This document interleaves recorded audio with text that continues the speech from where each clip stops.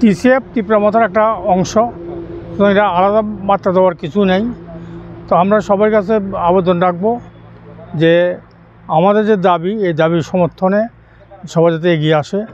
আমরা যে অনশন করতে আছি, শান্তিপূর্ণ অনশন, আমরা এটার অহিংস আন্দোলনের মাধ্যমে আমরা যেতে আছি।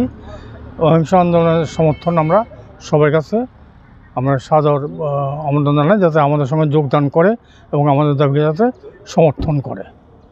টিসিএফের লোক কি থাকবেন থাকবেন থাকবেন না কেন?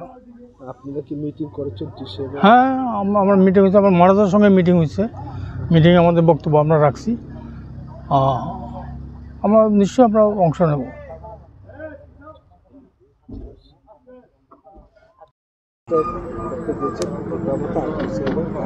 আপনারা মাইনরিটি থেকে কি বার্তা দিতে চান?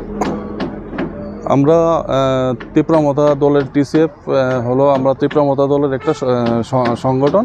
তো আমাদের মহারাজার দাবি আমাদের দাবি। আমাদের মহারাজা